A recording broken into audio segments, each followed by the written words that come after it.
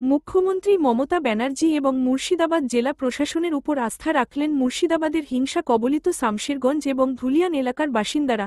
বিশেষ একটি ঘটনাকে কেন্দ্র করে সম্প্রতি উত্তাল হয়ে উঠেছিল মুর্শিদাবাদের সুতি এবং শামশেরগঞ্জের বিস্তীর্ণ এলাকা। তারপরই নিজেদের সুরক্ষার জন্য ঘর ছেড়েছিলেন মুর্শিদাবাদের শুলিতলা, ঘোষপাড়া, জাফরাবাদ, ধুলিয়ান সহ বিভিন্ন এলাকার কয়েকশো বাসিন্দা। এদের মধ্যে অনেকেই গঙ্গা নদী পার হয়ে মালদা জেলার কয়েকটি স্কুলে ত্রাণ শিবিরে আশ্রয় নিয়েছিলেন। জঙ্গিপুর পুলিশের সুপার আনন্দ রায়ের নেতৃত্বে গত কয়েকদিন ধরে এলাকার মানুষদের মধ্যে আস্থা ফেরানোর জন্য একাধিক উদ্যোগ নেওয়া হয়েছে। গ্রামগুলোতে পর্যাপ্ত পরিমাণে রয়েছে কেন্দ্রীয় এবং পুলিশ বাহিনী। বসানো হয়েছে একাধিক পুলিশ পিকেট। পুলিশ প্রশাসনের তরফ থেকে ঘরছাড়া মানুষদের বাড়িতে ফিরে আসার জন্য আবেদন করা হচ্ছিল। পুলিশের তরফ থেকে তাদের প্রয়োজনীয় নিরাপত্তার আশ্বাসও দেওয়া হয়। সেই আবেদনে সাড়া দিয়ে অবশেষে রবিবার বিকাল থেকে গঙ্গা নদী পার হয়ে মুর্শিদাবাদ জেলায় ফিরে আসতে শুরু করেছেন ঘরছাড়া বাসিন্দারা। মুর্শিদাবাদের শামশেরগঞ্জে গঙ্গা নদীর ঘাটে গৃহহীনদের নিজেদের বাড়িতে ফিরিয়ে নিয়ে যাওয়ার জন্য উপস্থিত ছিলেন ফরাক্কার বিধায়ক মনিরুল ইসলাম, জঙ্গিপুরের তৃণমূল সাংসদ খলিলুর রহমান সহ পুলিশ প্রশাসনের শীর্ষ আধিকারিকেরা।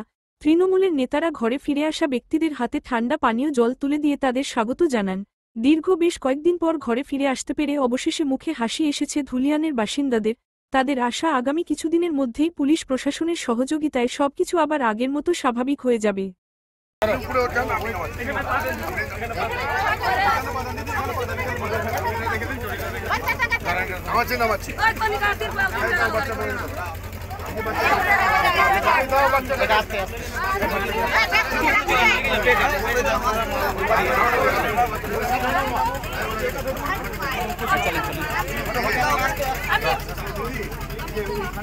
দেখি বাচ্চা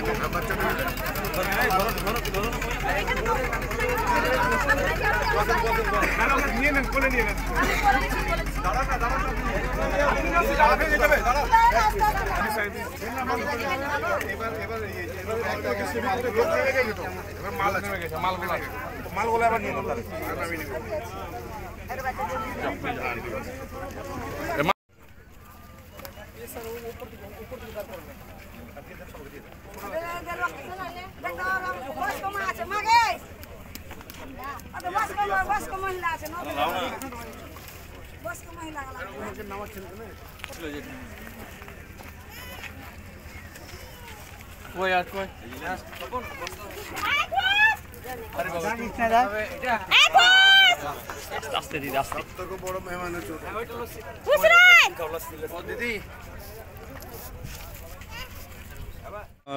ওপার থেকে 293 জন ফিরল।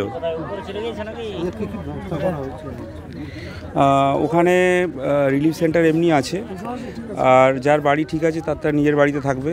ওখানে খাওয়ার জন্য মাস্ক কিচেন সেটা আছে অলরেডি। রিলিফ সিভিল সাইড থেকে দেওয়া হবে, আমাদের এন্ডের থেকে যেটা যার বাড়ি ড্যামেজ হচ্ছে তাকে 10,000 টাকা করে দেওয়া হবে আপাতত ইন্টারিম রিলিফ হিসাবে।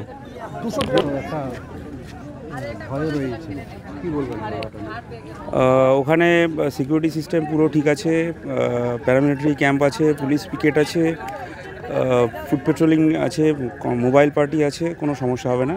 আমরা আছি, দেখছি। Thank you.